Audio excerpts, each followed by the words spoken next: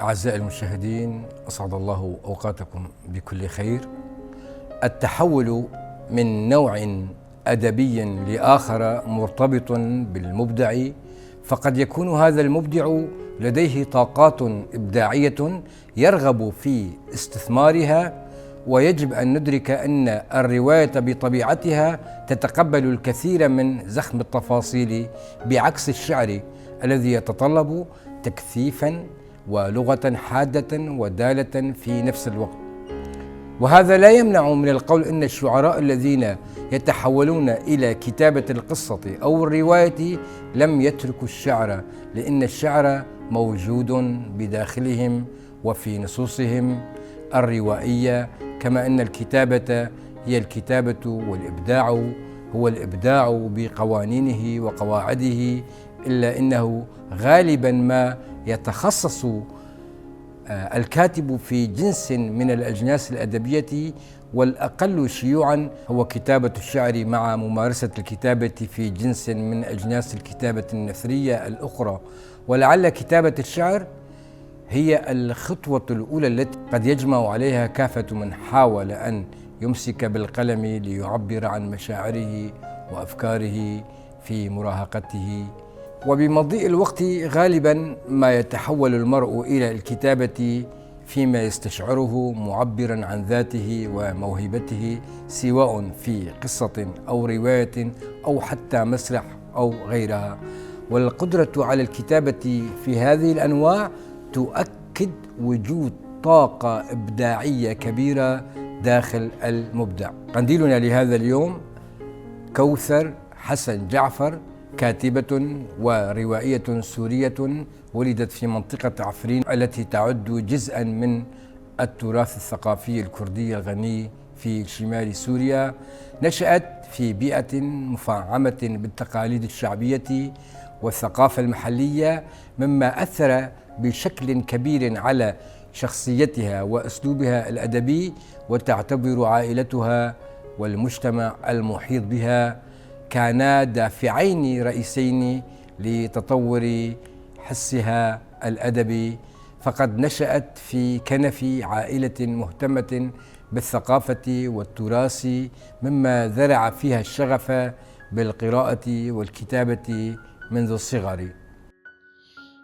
يقال أن للكاتب دور مهم في الحياة، فهو الرسول الموجه ومؤرخ القضايا وحامي ذاكرة تتحدى النسيان، وهو الصوت الجميل في وجه الصمت القبيح، وهو المترجم الصادق لشعور الآخرين وبوحهم الخفي، بالإضافة إلى أنه يدرك أهمية رسالته في التوجيه المعنوي والعاطفي والثقافي تجاه أبناء وطنه وأمته والعالم.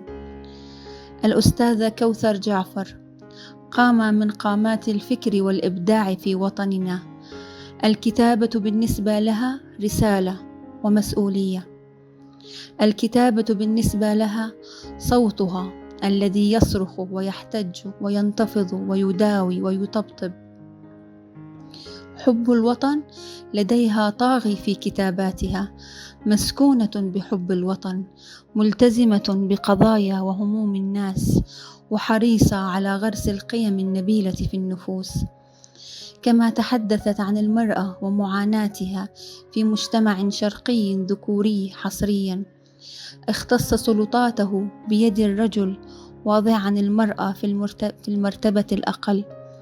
تتميز كتابات كوثر جعفر بلغة سلسة بسيطة، تنأى بلغتها عن الغريب والمتروك من ألفاظها، مما يسهل على المتلقي الاستيعاب الذهني لما تطرحه من أفكار، وما يوثق نظرتها الفلسفية للحياة بأفراحها وأحزانها كما ينساب أسلوبها السردي كنهر متدفق يتسلل خفية في وجدان القارئ ليحيي فيه مشاعر طمرتها صعوبة الحياة ومشقتها تحت ركام اللهاث وراء لقمة العيش، فتمنحه طاقة متجددة كافية لمواصلة الحياة بنفس راضية ومتطلعة إلى مستقبل زاهر ومشرق، إذ لا تخلو كتاباتها من بارقة أمل يلوح في الأفق القريب وينبئ عنه إرهاصات المستقبل البعيد. لها أسلوب فريد في الكتابة وقلم فريد يحلق بك في الآفاق ثم يغوص بك في أعمق الأعماق، بالإضافة إلى تنوع باهر في المشاعر والأحاسيس. صدر لها مجموعة قصصية بعنوان حكايا الياسمين ورواية سماوات الحزن. الأستاذة كوثر بروايتها سماوات الحزن تجعلك تغوص في أعماق نفسك، ولديها قدرة رهيبة في سرد الأحداث في سياق تاريخي عميق. ولدت كوثر حسن جعفر في مدينة حلب في 10 من تشرين الأول عام 1976، مما جعل والديها أما وأبا لأول مرة لا تدري ربما لهذا تحب الخريف جدا. حلب مدينتها التي لا تنفك تسحرها بجمالها وترابها العريق وقلعتها التي تقف أمامها كلما هزمتها الحياة فتعود قوية. عاشت في حلب، ولكن والديها كانا يقولان: إن سئلت في المدرسة من أين أنت فاخبريهم إنك من قرية كردان ناحية جنديرس منطقة عفرين. والدها كان يعمل في التجارة، ولكنه كان يقول: إذا سئلتم في المدرسة أخبريهم إني فلاح أزرع أرضي. لذلك كبرت هي وأخوتها الأربعة، 3 ذكور وبنتين، لأب فلاح يعمل تاجرا. منذ طفولتها كانت كوثر تتنفس عبق الطبيعة الجبلية والتراث الشفهي الذي يحيكه كبار السن في عائلتها، وهو ما انعكس في كتاباتها لاحقا.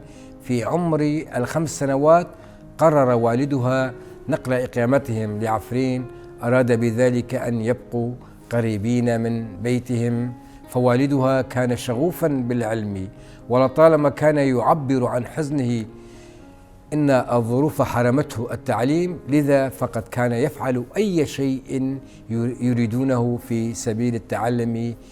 في سهراتهم العائلية لم يروي لهم حلما واحدا عن أرض يتمنى لو يمتلكها، أو أن يزيد عدد شجرات الزيتون كانت جل أحلامه التي سيحصدها أولاده نتاج تعبهم. كان هذا حلمه الأوحد. والدها رمى بذرة هذا الحلم داخلها، وأصبح جل اهتمامها أن يكون فخورا بها. لذلك كان يراها تشبهه أكثر من كل إخوتها، وهذا كان مبعث فخر لكوثر ويشعرها بالتمييز عن إخوتها. أما مدرستها التي نهلت منها ثقافتها الأولى هي والدتها التي كانت قارئة جيدة وملمة باللغة العربية الفصحى، وزرعت فيهم حب القراءة. والدتها لم تكن أما عادية، طبعا كل منا يرى أمه غير عادية، أما أمها علمتها مع أخوتها الانتقاء في كل شيء. كانت أكثر صرامة من أبيها، قوانينها لا جدال فيها، وبنفس الوقت كانت دافئة ككل الأمهات. مع أمها أحبت فريد الأطرش وعبد الوهاب وأم كلثوم، كانت شغوفة بالموسيقى لأبعد حد، وهذا ما ورثته منها. بيتها ككل بيوت الكرد كانت تتوسط جدار غرفتهم صورة لشيفان برور وغولستان.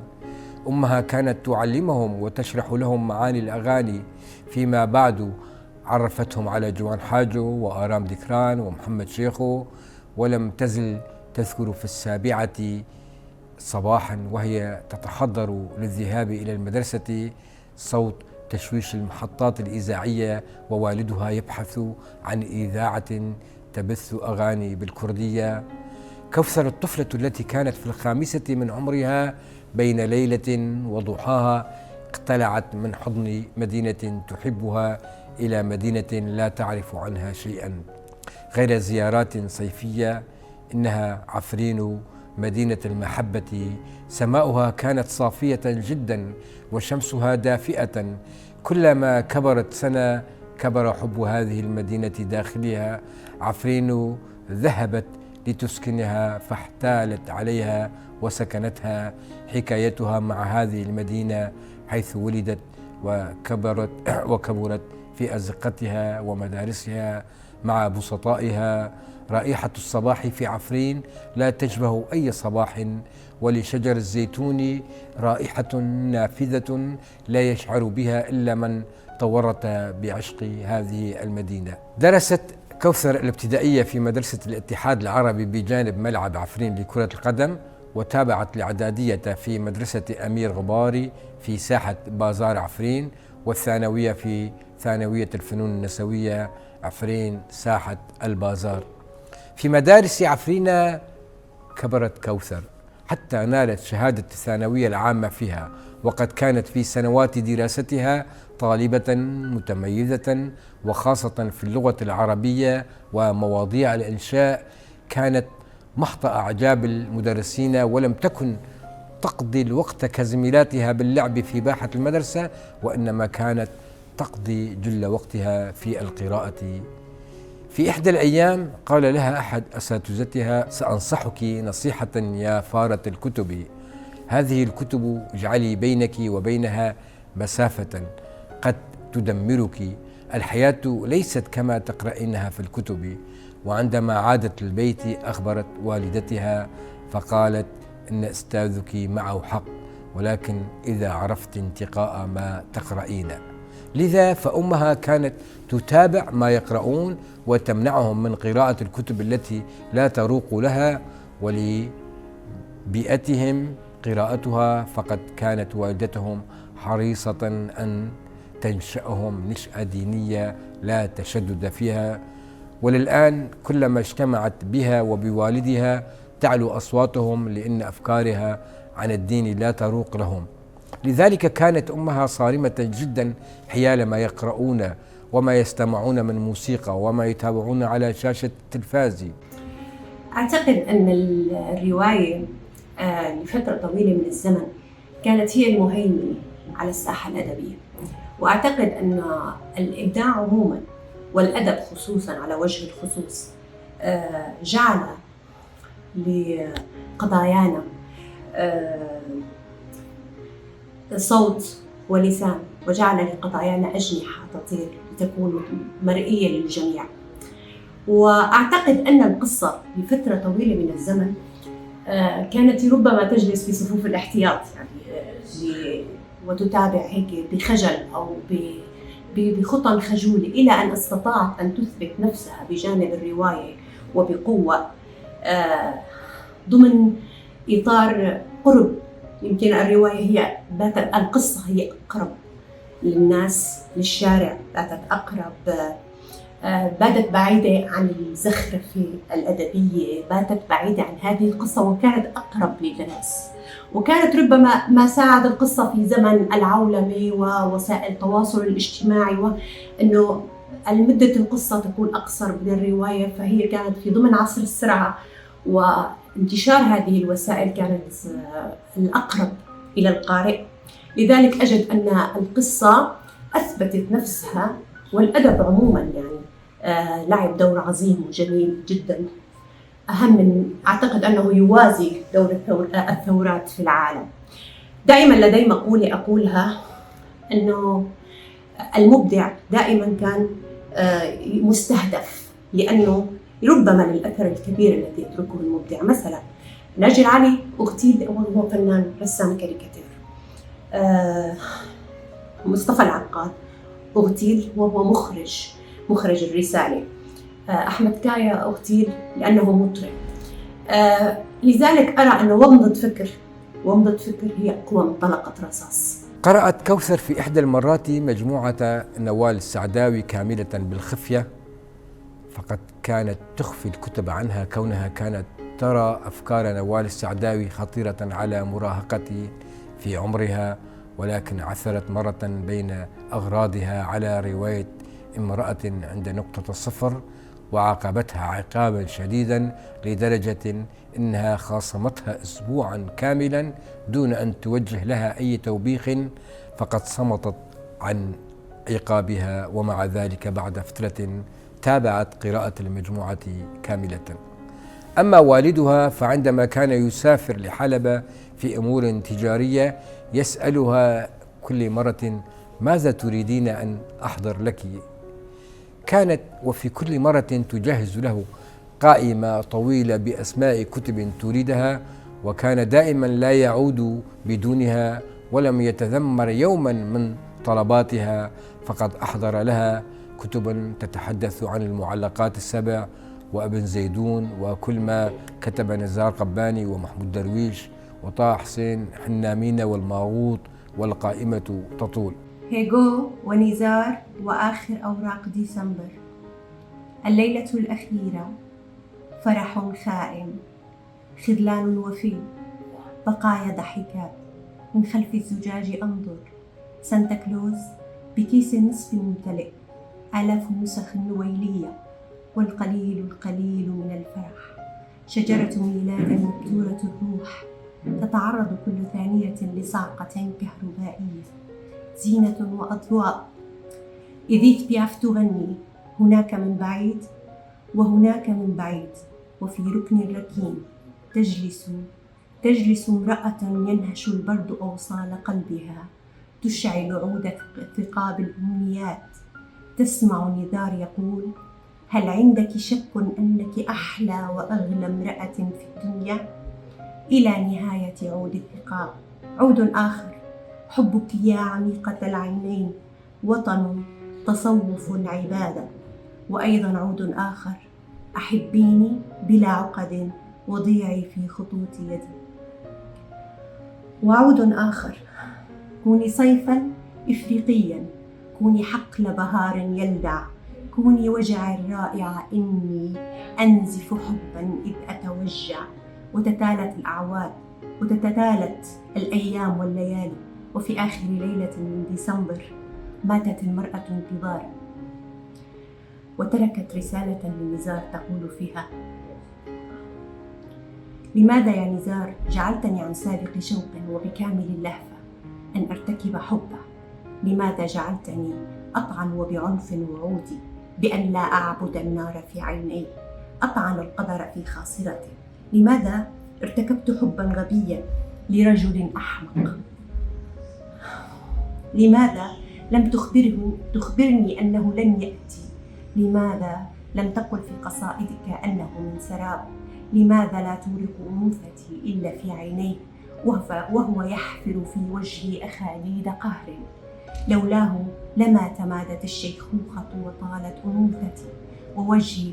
لماذا سمحت له أن يغضب متى يشاء ويعود ويذهب متى يشاء، وأن يكون رائعا حين يثور، وأن يبقى قلبي دائما غفور؟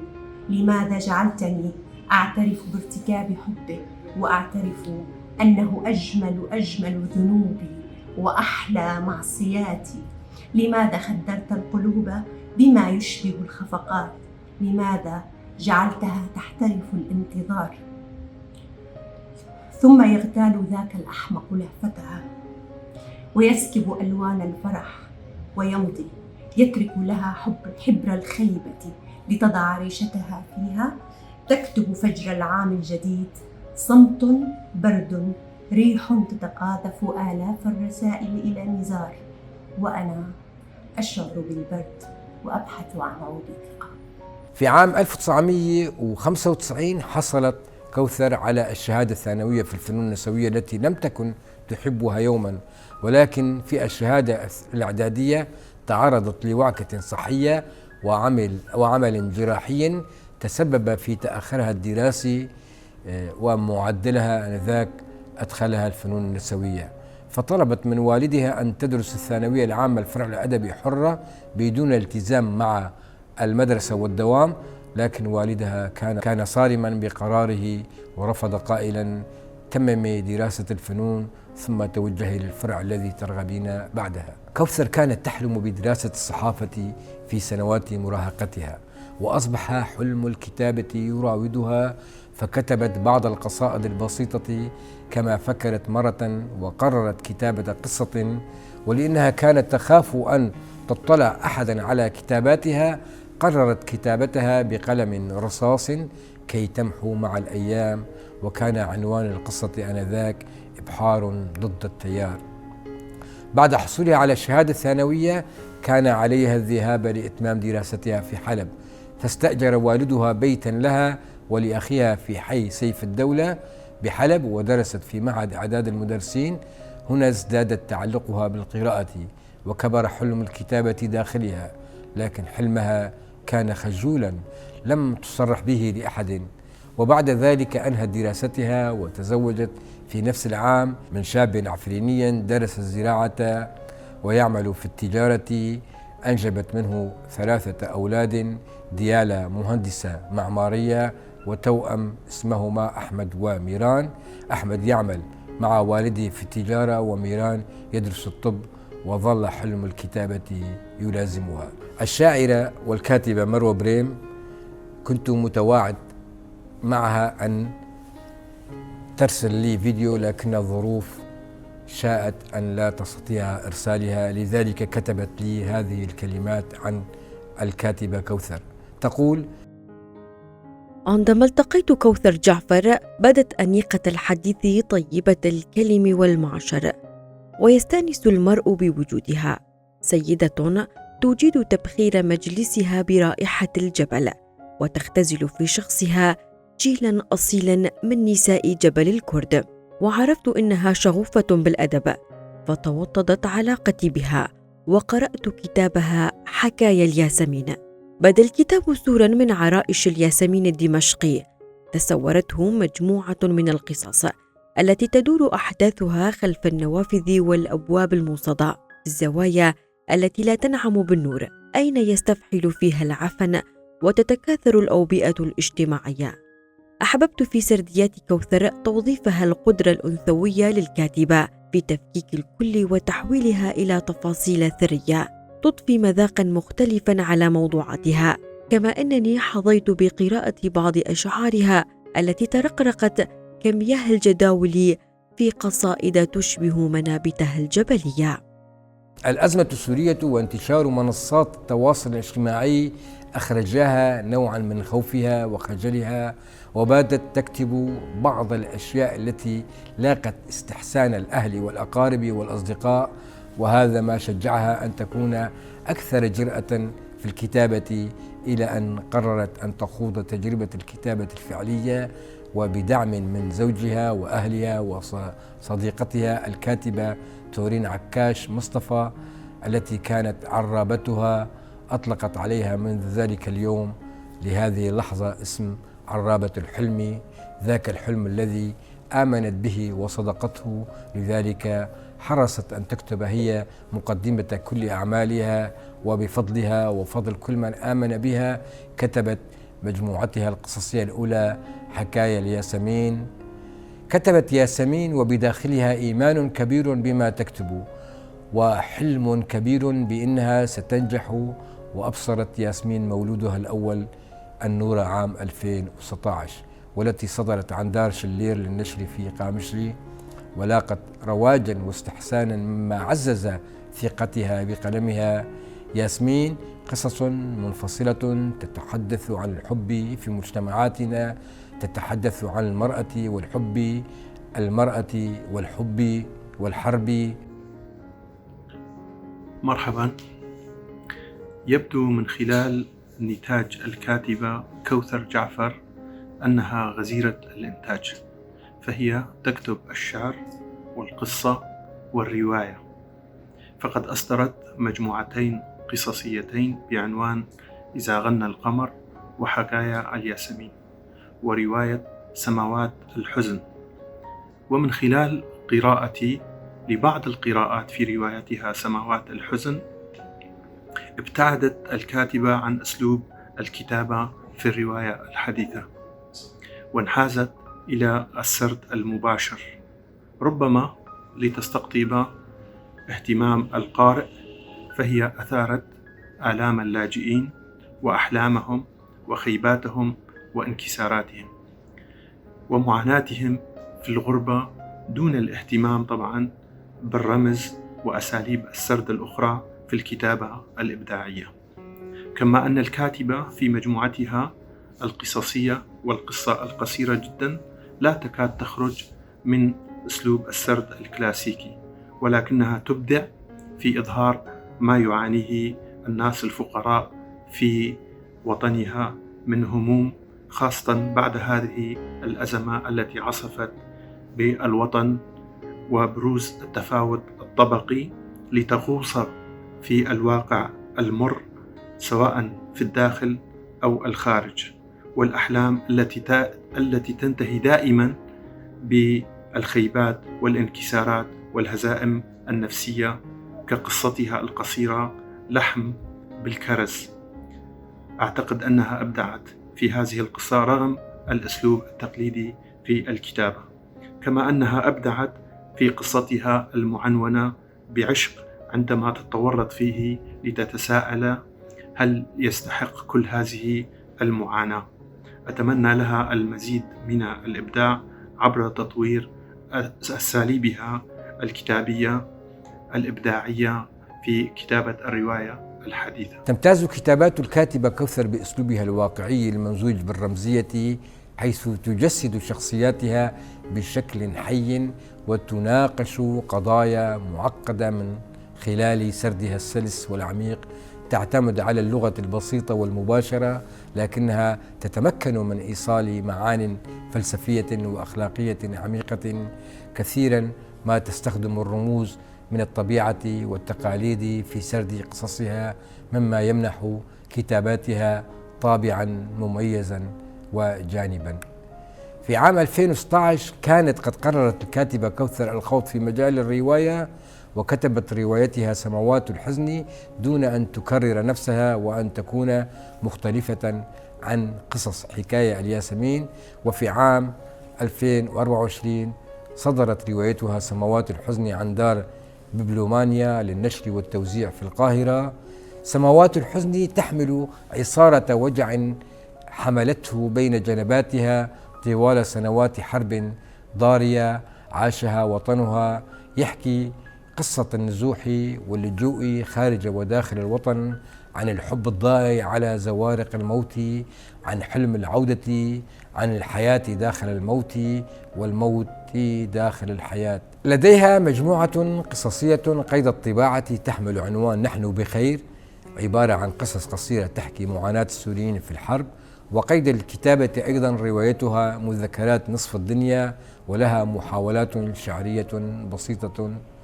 اهتمت الكاتبة كوثر جعفر بتناول مواضيع متنوعة في كتاباتها، بدءا من قضايا المرأة والمساواة، مرورا بمعاناة الأفراد في ظل النزاعات والحروب، وصولا إلى البحث عن الهوية والانتماء في عالم متغير. هذه المواضيع جعلتها تحظى بشعبية كبيرة بين قراء الأدب المعاصر، خاصة أولئك الذين يعيشون تجارب مشابهة لتلك التي تصفها. الجدير بالذكر أن القاصة والروائية كوثر جعفر نشرت وتنشر في الجرائد والصحف المحلية والعربية والمواقع الإلكترونية، وشاركت بكتبها في المعارض المحلية والعربية. كما حصدت الكاتبة كوثر الجائزة الأولى في مهرجان عثمان صبري عام 2020 عن قصتها مقبرة الذكريات، التي تروي قصة التغريبة العفرينية. أهم إصداراتها حكاية الياسمين، مجموعة قصصية صدرت عن دار شلير القامشري عام 2016 كما ذكرت قبل قليل. وسماوات الحزن رواية صادرة عن دار ببلومانيا للنشر والتوزيع في مصر عام 2024، ولها قيد الطباعة مجموعة قصصية بعنوان نحن بخير. تكتب حاليا رواية باسم مبدئي مذكرات نصف الدنيا. القاصة والروائية كوثر جعفر تكتب بحس عالي جدا، وهي تحاول أن تنقل لنا من خلال كتاباتها تلك صورة عن الواقع الذي عاشته وتعيشه كل يوم، وتجعل من تلك الكتابات صدى لمجموعة رسائل تحاول إيصالها إلى أبناء المجتمع بأنها تسعى إلى التخلص من كافة مظاهر الألم والمعاناة والاغتراب التي تعرضت له وتعرض له أيضا كافة أبناء المجتمع، خاصة بعد الأحداث التي شهدتها سوريا، وفي مقدمتها مدينتها عفرين التي تعرضت لكافة وما زالت تتعرض لكافة أنواع الظلم والقهر، وهي ذاتها تعرضت لمشكلة النزوح والمشكلة الاغتراب، وما زالت آثارها واضحة في كتاباتها. لكنها رغم مسحة الألم التي عانته ورغم الألم الذي عانته مع أبناء مجتمعها تسعى إلى نشر الخير والمحبة والمساواة، وإلى إقامة مجتمع تسوده العدالة والتخلص من كافة أشكال الظلم. وكتبها طبعا مكتوبة بحس فني عالي جدا، استطيع أن أذكر منها حكاية الياسمين، مجموعة قصص قصيرة تدور أحداثها حول مجموعة من مشاكل الأحداث اليومية، وتحاول من خلالها خلق حالة من الأمل وتجاوز معضلات الواقع نحو عالم جميل جدا. أيضا كتاب رواية سماوات الحزن أيضا تعالج فيه مجموعة من القضايا الاجتماعية والوطنية، وتسعى من خلال ذلك إلى نشر المحبة والسلام بين أبناء مجتمعها. أتمنى لها كل التوفيق والنجاح في أعمالها وفي كتاباتها. تحمل كوثر جعفر حسن رسالة عميقة في أعمالها، وهي تعزيز الهوية الثقافية والحفاظ على التراث الشعبي وسط المتغيرات السياسية والاجتماعية.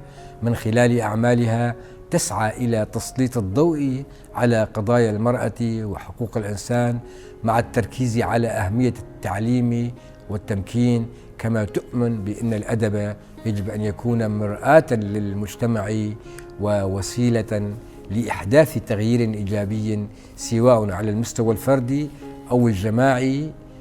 لم تكن رحلة كوثر الأدبية سهلة، فقد واجهت العديد من التحديات سواء من حيث الظروف الاجتماعية والسياسية في سوريا والتحديات الشخصية، إلا أن إصرارها على الاستمرار في الكتابة وتحقيق النجاح كان واضحا على الرغم من القيود المجتمعية والصعوبات المادية التي واجهتها. استطاعت أن تضع بصمتها في عالم الأدب. اسمحوا لي أن أشكر قناة روجافا وبرنامج قناديل، ممثلة من الأستاذ معيد ومقدم البرنامج الأستاذ الصديق الشاعر مروان شيخي. شكرا لأنكم اخترتوني أن أكون أحد قناديل برنامجكم الشيق الممتع، وشكرا لكل الضيوف اللي شاركوا بحلقتي. أتمنى أن تكون الحلقة جميلة وتنال استسلامكم. شكرا جزيلا لكم جميعا.